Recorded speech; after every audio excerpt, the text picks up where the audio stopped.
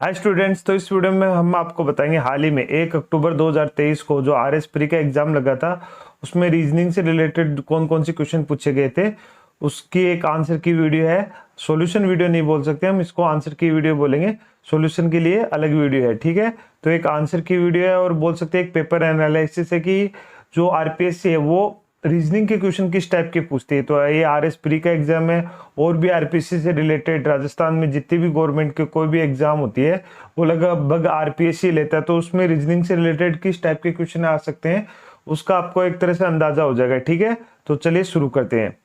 तो पहला क्वेश्चन हमारा है, एक परिवार में 8 सदस्य हैं, ई एफ और जी की माता है।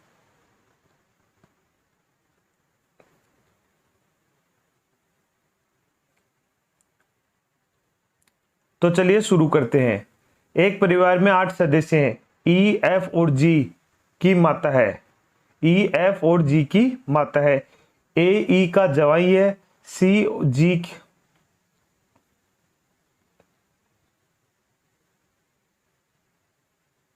तो चलिए शुरू करते हैं। एक परिवार में 8 सदस्य हैं, ई एफ और जी की माता है। ए ई का जवाई है, सी जी की पुत्री है, डी सी के नाना है, डी के एक पुत्र और एक पुत्री है, एच जी की भाभी है, बी एफ की भांजी है, एफ ए से किस प्रकार संबंधित है, ठीक है। तो इसका आंसर आपको बताना है, तो आप अभी भी कर सकते हो इसको। तो आप इसको कीजिए और अपना आंसर कमेंट कीजिए। बाकी का मैं आपको इसका आंसर बता देता हूँ। सॉल्यूशन का जो वीडियो है वो दूसरा है, इसमें एक तरह से आंसर वीडियो है, ठीक है। तो जो इसका आंसर होगा वो होगा जीजा और साला। तो आप अपने आंसर लास्ट में मैच कर लीजिए, ठीक है। तो इसको सोल्व करने के बाद आपका जो आंसर आएगा वो आना चाहिए जीजा और साला। उसके बाद अगला क्वेश्चन है, 5 लड़कियां एक मैदान में एक निश्चित दूरी पर खड़ी हुई हैं।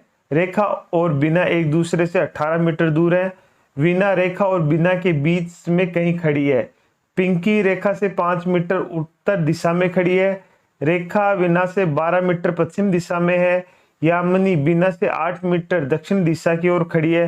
पिंकी और यामिनी में न्यूनतम दूरी क्या है।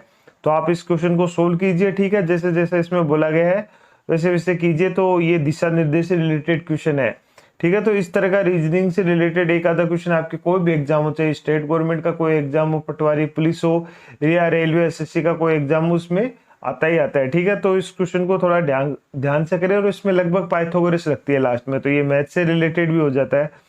तो इसका जो आंसर आएगा वो आएगा 23 मीटर, ठीक है। जब आप इसको सोल्व करोगे तो आपका आंसर आना चाहिए 23 मीटर। एक आएगा 10 मीटर और एक 13 मीटर, ऐसे कुछ करके आपका जो आंसर आएगा वो आएगा 23 मीटर, ठीक है। अब आगे क्वेश्चन है, एक निश्चित कूट भाषा में A B O N D O N M E N T को D N O B A O T N E M N लिखा जाता है।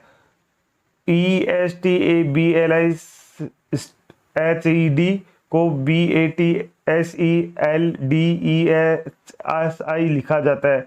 तो उसी कूट भाषा में G E R M I N A T I O N जर्मिनेटेशन को कैसे लिखा जाएगा, ठीक है। तो आप इसको मैच कीजिए। तो आपको बहुत आसान सा क्वेश्चन, एकदम फ्री का आंसर है इसमें। ऐसा नहीं है कि आपको इसका आंसर नहीं आएगा, आपको इसका आंसर आ जाएगा। तो आप इसको थोड़ा कीजिए और आप अपना आंसर कमेंट कीजिए। तो इसका आंसर होगा ऑप्शन नंबर 4, IMREGNNOITA। जब आप इसको सोल्व करोगे तो ऑप्शन नंबर 4 इसका राइट आंसर होगा, ठीक है। तो आप इसको चेक कीजिए, बहुत ही इजी आंसर है। बाकी का आपको आप हमारे सॉल्यूशन वीडियो में आपका पूरा इसको सॉल्यूशन मिल जाएगा, ठीक है। इसके बाद अगला क्वेश्चन है, निम्न अनुक्रम का अगला पद है। तो ये लिखे हुए कुछ डाटा है। ए की पावर दे रखे 3/2 और फिर बी के नीचे 2, सी की पावर दे रखी है 9/2, एफ 18 दे रखा है। इसी तरह ई की पावर दे रखी है 15/2 और जे 50 दे रखा है। जी की पावर दे रखी है 21/2 और एन 98 दे रखा है, ठीक है। तो आपको इसका जो अगला पद है, जब आप इसको ठीक से देखोगे तो आप बहुत ही इजीली कर सकते हो। ऐसा कोई मुश्किल काम नहीं है, आप बहुत ही इजीली तरीके से इसको कर सकते हो। तो इसका जो आंसर होगा वो होगा ऑप्शन नंबर 3, आई की पावर 27/2 R 162। बहुत ही इजी सा है ये, आप इसको एकदम आसानी से कर पाओगे। ठीक है, तो ऐसा कोई मुश्किल क्वेश्चन नहीं है। तो आप इन क्वेश्चनों को देख लीजिए, आरपीसी का क्या लेवल रह सकता है। ठीक है, तो ये जब आरएस प्री का एग्जाम है तो आपको जो पटवारी और पुलिस है उसमें किस तरह के क्वेश्चन आ सकते हैं, तो आप उसके बारे में अवेयर होगे। ठीक है, अब ये कथन और निष्कर्ष पे आ गए। ठीक है, तो चलिए शुरू करते हैं। एक कथन के पश्चात दो निष्कर्ष फर्स्ट तथा सेकंड दिए गए हैं। आप कथन में दी गई प्रत्येक जानकारी को सत्य मानते हुए दोनों निष्कर्षों पर विचार करने का निर्णय कीजिए कि इनमें से तार्किक रूप से कौन सा निष्कर्ष अनुसरण करता है। ठीक है, पहला क्वेश्चन है, पद ग्रहण करने के बाद म्युनिसिपल आयुक्त ने नगर ए के नागरिकों से कहा मेरा सर्वप्रथम एवं प्रमुख कार्य इस नगर को इंदौर की तरह सुंदर बनाना है। ठीक है, इसका जो निष्कर्ष है वो है, नगर ए के नागरिक अपने नगर की वर्तमान दशा के बारे में जागरूक नहीं है। सेकंड है, आयुक्त इंदौर में कार्य कर चुके हैं और शहरों के सौंदर्यीकरण में उनका अच्छा अनुभव है। तो आपके पास ये चार ऑप्शन है, आप इनमें से अपना आंसर निष्कर्ष निकाल के मतलब कीजिए और फिर अपना आंसर कमेंट कीजिए। तो इसका आंसर होगा केवल दो, निष्कर्ष दो इसका अनुसरण करता है। जो आपका कथन था, केवल आयुक्त इंदौर में कार्य कर चुके हैं और शहरों के सौंदर्यीकरण में उनका अच्छा अनुभव रहा है। ठीक है, तो इसका आंसर होगा वो होगा ऑप्शन नंबर 3, केवल निष्कर्ष दो अनुसरण करता है। ठीक है, तो इसका जो आंसर हो जाएगा वो हो जाएगा ऑप्शन नंबर 3, केवल निष्कर्ष दो अनुसरण करता है। ठीक है, तो इसका जो आंसर हो जाएगा वो हो जाएगा ऑप्शन नंबर 3, इसका राइट आंसर हो जाएगा। ठीक है, इसके बाद अगला क्वेश्चन है, एक कथन के पश्चात दो तर्क हैं, फर्स्ट तथा सेकंड दिए गए हैं, कौन सा तर्क अधिक मजबूत है चुनिए। ठीक है, कथन है, क्या ट्रेनों में सभी डीजल इंजनों को विद्युत इंजनों से बदल देना चाहिए। इसका जो तर्क है, फर्स्ट, हाँ डीजल इंजन के कारण बहुत प्रदूषण होता है। सेकंड है, नहीं भारत में घरेलू आवश्यकता को पूरी करने के लिए पर्याप्त बिजली का उत्पादन नहीं होता है। ठीक है, ये सेकंड तर्क है। तो जो इसका आंसर होगा वो होगा केवल तर्क फर्स्ट मजबूत है। मतलब एक तरह से बोल सकते हैं कि जो ऑप्शन नंबर 4 दिया हुआ है यहाँ पे, वो इसका आंसर होगा केवल तर्क फर्स्ट मजबूत है, सेकंड को तर्क है वो यहाँ पे मजबूत नहीं है। ठीक है, तो हाँ डीजल इंजनों के कारण बहुत प्रदूषण होता है, ये बात सही है। और जो कथन था, क्या ट्रेनों में सभी डीजल इंजनों को विद्युत इंजनों से बदल देना चाहिए, ये बात सही है। ठीक है, तो ये इसको मैच करती है कथन को। इसके बाद अगला क्वेश्चन है, एक कथन के पश्चात दो पूर्व धारणाएं फर्स्ट तथा सेकंड दी गई हैं।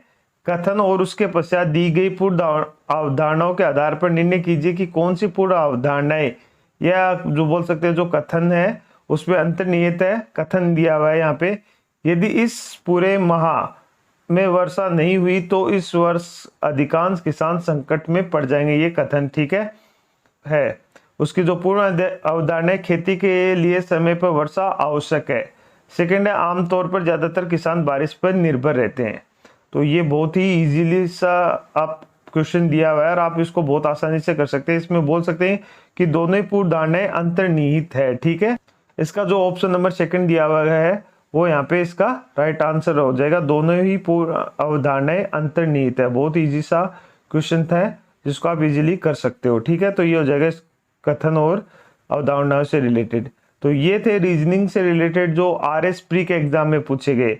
तो इस वीडियो को बनाने का जो मेन मकसद है वो आपको आरपीसी के रीजनिंग लेवल से अवगत कराना है कि आरपीसी किस तरह के रीजनिंग से रिलेटेड क्वेश्चन आपसे पूछ सकता है। आपके आने वाले कोई भी एग्जाम हो, जो राजस्थान गवर्नमेंट में हो, पटवारी, पुलिस, क्लर्क वगैरह, तो या आजकल पशु परिचर की भर्ती आई हुई है, तो उसमें आपसे रीजनिंग से रिलेटेड इस तरह के क्वेश्चन आपसे पूछ सकता है। जैसे ये दूरी वगैरह वाला दिशा निर्देश से रिलेटेड एक क्वेश्चन आ सकता है, कूट भाषा में पूछा जा सकता है, अगला पद पूछा जा सकता है, और कथन व निष्कर्ष से रिलेटेड एक आधा क्वेश्चन आपसे पूछा जा सकता है। ठीक है, तो ये हो गया एक तरह से रीजनिंग से रिलेटेड।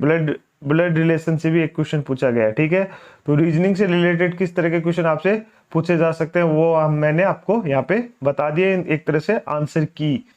सहित कि आपको आंसर इसका क्या होगा, तो आप इसको सोल्व कीजिए और अपने आंसर मैच कीजिए। अगर इसके बाद भी नहीं आते तो सॉल्यूशन भी हमारे वीडियो पे है। तो इसके अलावा आप देख सकते हो आरएस के सारे मतलब अलग अलग पोर्शन के वीडियो हमारे चैनल पे आपको मिल जाएंगे, तो आप उनको देखिए और आरपीएससी किस तरह के पेपर आपको देता है उसका आपको आइडिया हो जाएगा।